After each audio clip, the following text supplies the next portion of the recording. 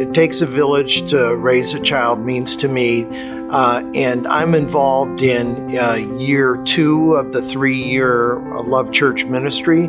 Year 2 is skill development. What we're doing in skill development is we're exposing the young adults to different kinds of environments, business environments, different kinds of work, so we can discover their unique ability, their unique talents, their passion for what they want to do in the future. And to do that, to expose them to this, really takes the village. In addition to that, we want to inspire entrepreneurial spirits so they can learn things that they might just take out on their own and start their own business with. So to give you some examples, there are already a couple businesses here at Love Church. First one is auto repair, and the kids will be exposed to that.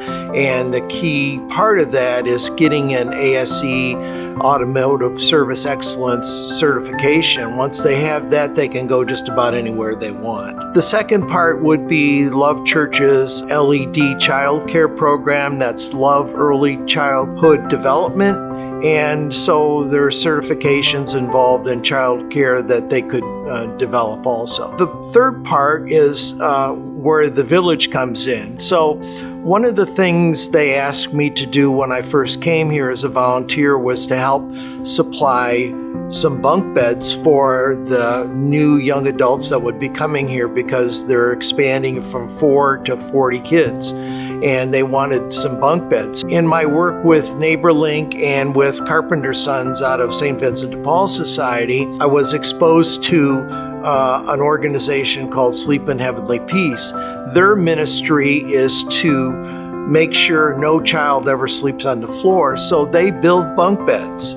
Now, in the discussions with Keith Hickey, who is the manager of the Fort Wayne operation, and Sleep in Heavenly Peace is nationwide, I discovered that their difficulty in providing as many bunk beds as were needed in the community was they didn't have a permanent place to build. So they'd have to borrow some space from a company, go in, build, take all their stuff in, and remove it. That made the situation difficult. So this was kind of a marriage made in heaven. We had them come here because we had space for them. We needed bunk beds, plus we need the exposure of that business for our young adults. So they're currently on site. In fact, we're building bunk beds. We built some on December 7th and again on February 8th. So that's in place, and that's kind of where the village is coming in. Next is, again, more village stuff.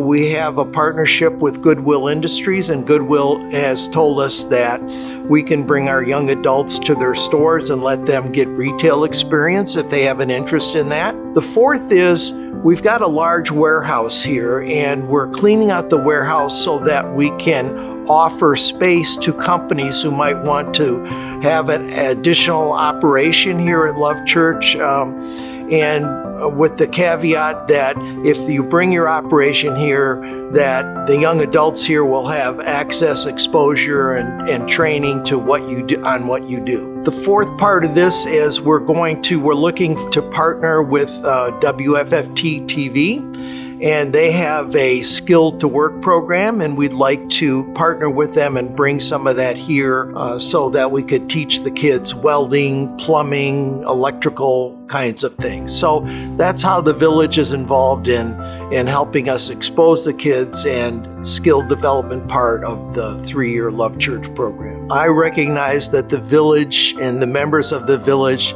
always have solutions to my problems, have knowledge and skills that I don't have. So anytime I'm looking for an answer or I need help with something, I go to the village because I know there'll be somebody in the village that can help me.